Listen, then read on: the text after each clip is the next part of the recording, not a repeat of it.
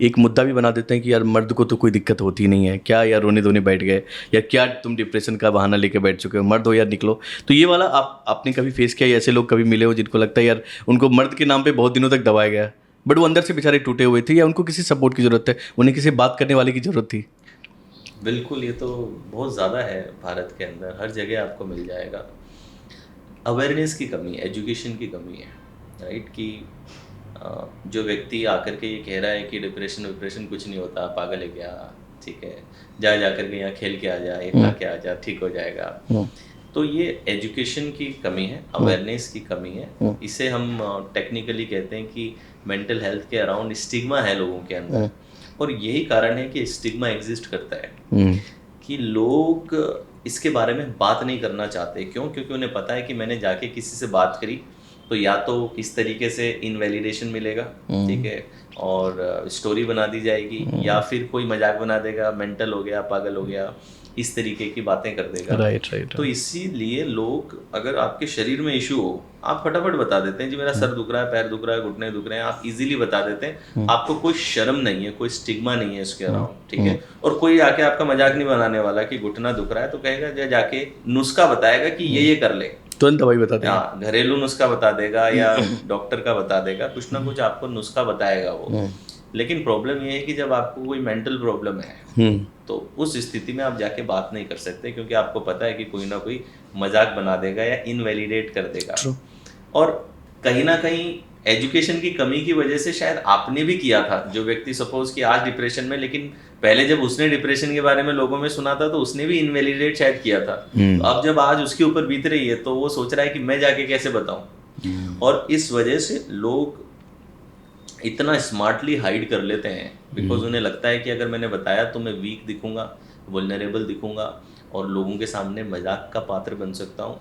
तो समहाउ इसका परसेप्शन ऐसा है कि मेंटल हेल्थ इश्यू होना मतलब आप किसी काम के नहीं हो, वर्थलेस हो, आपकी सेल्फ एस्टीम कम हो चुकी है और आप मेंटल हो चुके हो, पागल हो चुके हो।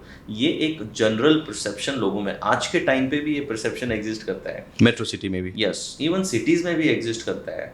और आप देखें, इसीलिए माँ बाप जो बच्चे की हल्की सी टसक भी निकल जाए तो उन्हें पता चल जाता है कि इसमें प्रॉब्लम है, लेकिन फिर भी डिप्रेशन, सुसाइडल टेंडेंसीज ऐसी चीजें हैं कि माँ बाप के बीच में रहते रहते बच्चे सुसाइडल होते हैं और माँ बाप तक को पता नहीं चलने देते, इतना खूबसूरती से हाइड कर लेते हैं। और आप देखें कई सुसाइड के केसेस में इवन माँ बाप से इंटरव्यू होते हैं तो माँ बाप कहते हैं कि हमारा बच्चा कर सकता, हम ये मान ही नहीं सकते, हमें पता ही नहीं था कुछ, हम ये मान ही नहीं सकते। तो इतना कितना क्वाइटली उसने छुपा लिया।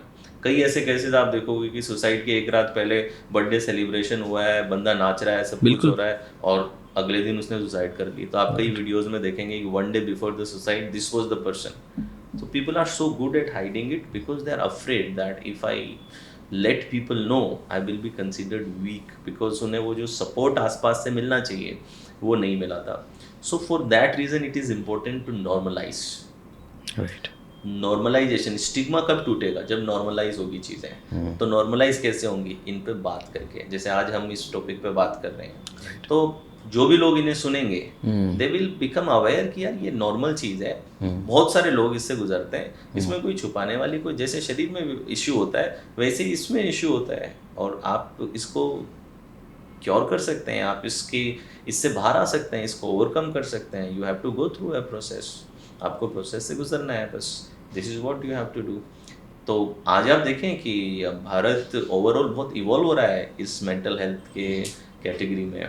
तो आप देखें तो मैं खुद इनर वेलनेस पे पॉडकास्ट चलाता हूँ, कई सेलिब्रिटीज़ आते हैं, जो सेलिब्रिटीज़ आकर के पॉडकास्ट पे ओपनली बात करते हैं अपने इश्यूज़ के बारे में। तो many times they talk openly about their issues, कि उनका कोई पैनिक या एंग्जाइटी का इशू था, तो आज वो आके नॉर्मली बात करना चाह रहे हैं। पहले उनके पीआर वाले बात नहीं करने देते थे या छुपाते थे, नहीं तुम तो स्टार हो, तुम कैसे बात कर सकते हो। आप अगर, मुझे जो सबसे बढ़िया बात लगी इस बार, अगर कॉफ़ी विद करण आपने इस बार का नोटिस किया हो तो कॉफ़ी विद करण में बहुत सारे एपिसोड्स में करण जौहर ने एंग्जाइटी की बात करी है, डिप्रेशन की बात करी है, सैडनेस की बात करी है। Even I think Saif Ali Khan was talking about it, Virat Kohli ने भी इस पे बात करी, दीपिका पादुकोण ने तो बहुत लाउडली इस पे कहा है। तो अब ये चीज़ें जब हाईली सक्सेसफुल लोग ये जिक्र छेड़ते हैं कि हम भी इन फेजेस से गुजरे हैं लाइफ में, तो नाउ स्टिग्मा ब्रेक होगा। मतलब कि अगर आप भी गुजर रहे हो तो अब ये नहीं है कि सक्सेसफुल लोग भी गुजरते हैं, बिलियनियर्स मिलियनियर्स भी गुजरते हैं और इससे गुजर रहे हैं आप, ये प्रॉब्लम नहीं है, मगर आप इससे फाइट करके आप अगर कम बैक करते हैं, दैट इज इम्पोर्टेंट। अच्छा, इसमें आपने एक माँ बाप वाली जिक्र की थी, दूसरी की लोग हाइड कर लेते हैं। तो फर्स्ट तो ये कि जो बच्चों के ऊपर ट्रॉमा है, जो बचपन में किसी के साथ कोई घटना घटी, मान लो किसी ने फर्स्ट स्टेज पे आया, उसको लगा कि मैं झेल नहीं पाऊंगा, उसने सुसाइड कर लिया, बट कोई अगर नहीं कर पाया तो वो क्या उसके साथ लाइफ टाइम तक रहता है, या वो उसके पास कभी ना कभी वो अटैक आता है उसके दिमाग में, या वैसी टेंडेंसी आती है उसको कि भाई बचपन वाली चीज़ें होती है ना, रिकॉल करती रहती, आपके सबकॉन्शियस में कहीं ना कहीं चीज़ें बैठी हुई है। देखिए, बचपन के ट्रॉमास रहते हैं, ठीक है, लाइफ टाइम आपके साथ में रहते हैं अगर उन्हें हील नहीं किया जाए तो। ओके, और हील करने का मतलब क्या है, मतलब आपका कंसल्टेंसी है? हाँ, हील करने में कई चीज़ें हैं, प्रोफेशनल हेल्प्स लगती हैं जी। ठीक है। तो जैसे मैं तो साइकाइट्रिस्ट तो हूँ नहीं, तो जो लोग साइकाइट्रिस्ट होते हैं जिन्हें साइकोलॉजी की भी समझ है, मेडिसिन की भी समझ है, वो उसके जरिए होती हैं। थेरेपी के ऑप्शंस होते हैं, काउंसलिंग के ऑप्शंस होते हैं, कई meditation, mindfulness, self development practices होती हैं। तो ऐसी बहुत सारी मॉडलिटीज़ होती हैं जिनके जरिए आप हेल्प ले सकते हैं, राइट। जैसे मैं न्यूरो लिंग्विस्टिक प्रोग्रामिंग और माइंडफुलनेस, इस प्रकार के मेडिटेशंस, ये सब चीज़ों के जरिए मदद करता हूँ लोगों को, तो उसमें हमें रिजल्ट मिलता है, काफ़ी लोगों को उसमें हेल्प मिलती है। तो डिपेंडिंग ऑन द पर्सन अलग अलग रूट में वो जा सकता है, उसके बिलीफ सिस्टम के हिसाब से, उसके इंटरेस्ट के हिसाब से, राइट। बट इनको हील किया जा सकता है, यू कैन ओवरकम इट। तो सपोज आपका कोई, अगर बिल्कुल जनरल सेंस में बात करूं ताकि आम व्यक्ति भी समझ पाए, ज़्यादा टेक्निकल ना जा करके, कि सपोज ज़्यादातर बचपन का ट्रॉमा जो दिखता है अब्यूज़ का दिखता है, कि बचपन में कोई अब्यूज़ हुआ था, कि कोई चाइल्ड में किसी ने अब्यूज़ कर दिया, ठीक है, बॉय हो गर्ल हो, और बहुत सारे बच्चे अब्यूज़ होते हैं। कई आप रिपोर्ट देखेंगे तो आप 10 में से कहते हैं कि 5 या 4 बच्चे ऐसे होते हैं जो किसी ना किसी चाइल्ड अब्यूज़ से गुजरते हैं।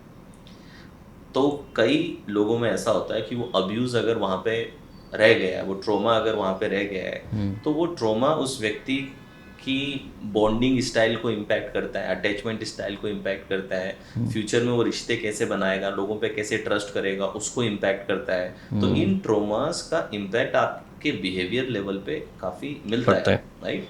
तो फिर आप उन्हें मदद कर सकते हो कि उस ट्रॉमा को एक नए पर्सपेक्टिव में कैसे देखें, उस ट्रॉमा को, कई बार उस मेमोरी को आप डिसोसिएट कर सकते हो, क्लाइंट को उस मेमोरी से डिसोसिएट करना, उससे कुछ लर्निंग्स ले लेना। तो ऐसे बहुत सारी चीज़ें हैं जो कि की जा सकती हैं उसे हील करने के लिए।